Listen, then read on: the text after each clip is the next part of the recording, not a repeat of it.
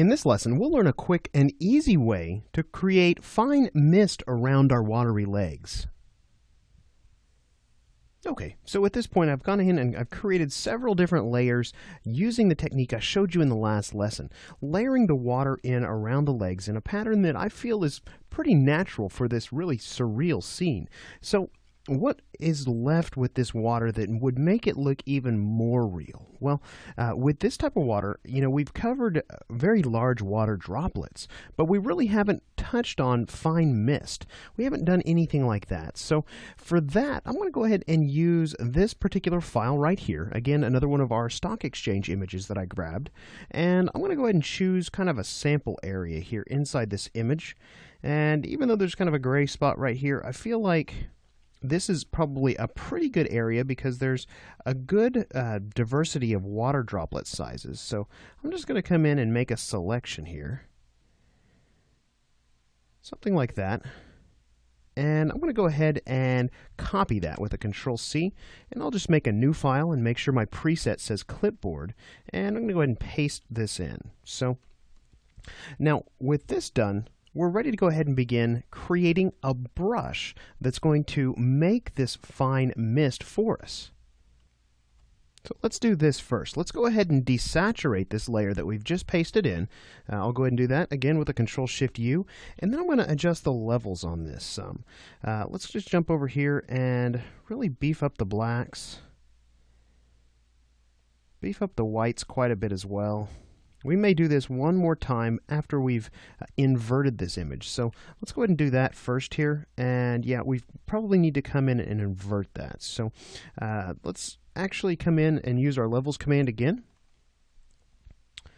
And we'll just kind of, again, increase the contrast, but we don't want to lose all the little details here. So we're trying to get rid of any grays that would lead us to see this border around the selection I originally made. So might bring the whites up, might even bring the midtones a little further towards this black arrow. And let's go ahead. That looks pretty good. May just do that a little bit more. Okay, great. Now, and at this point, I need more space because I want to be able to start spreading these out. So let's just grab our crop tool, and I'm going to just let me hold down the Alt key, and we'll crop out on this a little bit, and maybe up just a little. All right, great. So at this point, we can go ahead and hit the Control-E keyboard shortcut to flatten that down. And now we're working just on our background layer.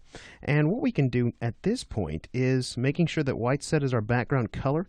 I want to come in and get rid of some of these bigger blobs because we have a lot of those type of water droplets already. So we could come in here and delete them selectively, but I think what I'm going to try and do is use the patch tool again. So let me go ahead and select that here. I'll go ahead and select content aware, and I'm going to come in here and just kind of select some of these bigger blobs and see if we can't maybe use some of these areas to get rid of those. Let me come over here to like maybe medium. Trying different adaptations here. Well, very strict. I think we're getting the best result with very loose. So we'll come in and again just start moving pixels around essentially, selectively keeping a few of these. Now ultimately it really doesn't matter, the detail in these water droplets. It's going to be so small that we're not really even going to see them. But let's just come over here. We could even come in with our clone stamp. Maybe begin to clone some of these in.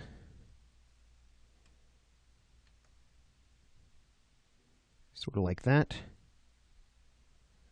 That's probably going to be the easiest way to do this. Again, I'm getting rid of the big bulky ones. Maybe leaving just a few of them.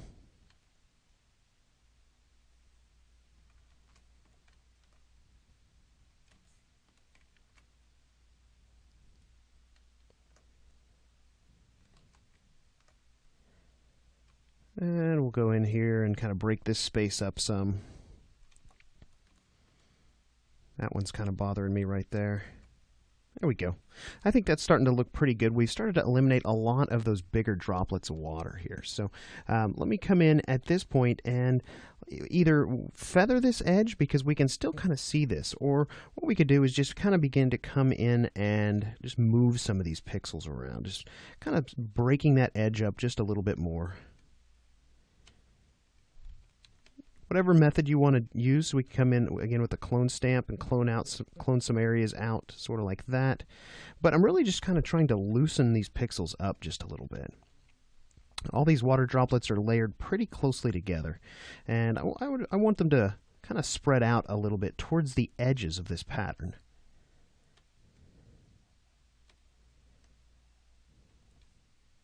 So we'll just come in here and move those. You can see that I'm not really paying a whole lot of attention as to if I even cut water droplets in half. I'm just trying to kind of loosen the pattern up. I'm actually going to delete that one. Let me actually just clone stamp it out. That one is awful big. We'll just come over here and again kind of move these around. I don't want to spend too much time doing this, but I think you can see how this is essentially the effect that this has is it's softening the edge of this pattern, which is going to end up being our brush tip.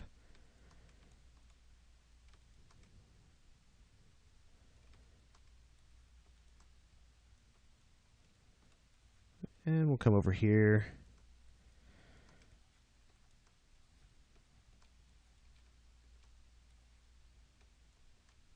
So I'm just lassoing, then I'm holding down Control, and then I'm moving. Pretty simple.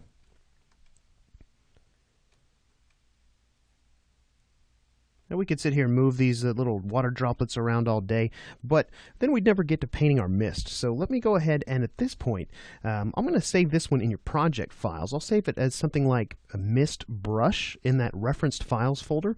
And let's go ahead and create a brush out of this. So if we jump up here to the, let's see, the Edit dropdown, and we'll come to Define Brush Preset. You can see the preview of that brush preset there, and we'll call this, let's just call this Mist 01, something like that. And now when we jump back over here to our working file, I'm going to go ahead and let's make a mist layer here. Let's go ahead and select our mist brush. Now, it should be this very last one, and it's going to have a basic stroke applied to it. So let's bring up our brush panel. And you can kind of see the preview of that down here. That's definitely not what I'm looking for out of this brush. So let's go ahead and space that out some and adjust some of these other dynamics so that we can get a little bit more of a random pattern here. So maybe we come in and turn on the scatter effect. Let's just come in and adjust, let's see here. We'll bounce down to scattering and adjust the scatter amount. And let's see, count jitter, we could adjust that. We could even increase the number of brush tips with the count. But let's come back over here and maybe play with some of these other settings here. See what we can't get in terms of, there we go. Let's get some random angle going here. And I'm going to go ahead and switch white to my foreground color and shrink this brush down a little bit. Let's see what this starts to look like when we begin to paint this.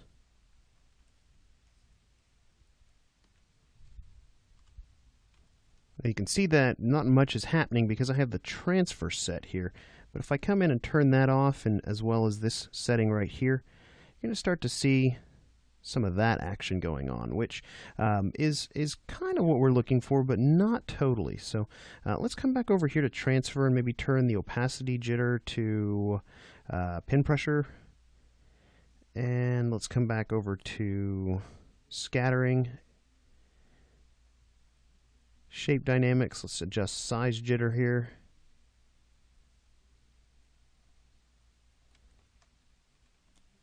All right, that's looking pretty good. So at this point, it may work a little bit better with a mouse, but I want to come in and kind of just stamp this in and just try to layer this mist into the image. Now we're going to have to probably feather some of this back, so I'll probably layer it in kind of liberally at first.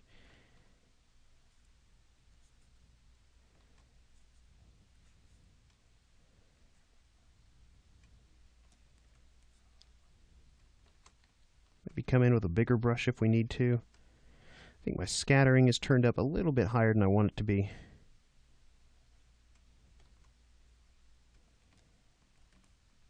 And I think you're starting to get the picture here of what this is looking like. Let me just get rid of this for right now.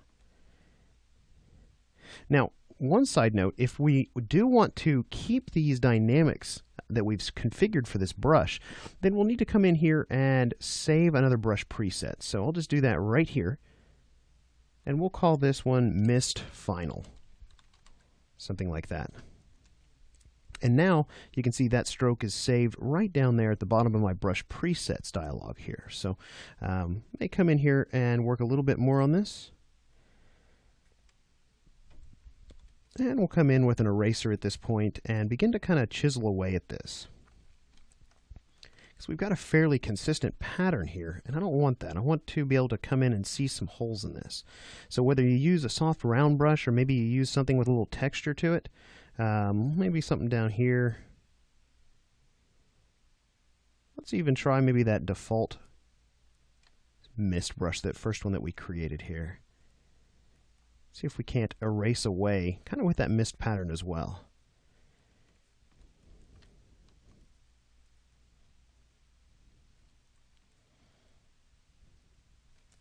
Now, I see spots where the mist is very opaque and some spots where it's very transparent. So I may want to just kind of work on this a little bit in between lessons, getting it looking just the way I want it. But you can really see kind of how that mist is adding to the visual confusion around our legs when it comes to the water that's being splashed off of them. So again, feel free to experiment with this some in between lessons. I'll work on mine a little bit more. But when we come back in the next lesson, there's one other issue with this water around the silhouette that I want to address, and that is that, you know, if we look, we can still really see this clean, crisp line of the silhouette of our legs. And what I'd like to do is kind of begin blending these pieces of water into the silhouette, so it really looks like they're attached and detaching from the legs of our runner. So we'll go ahead and get started with that in the next lesson.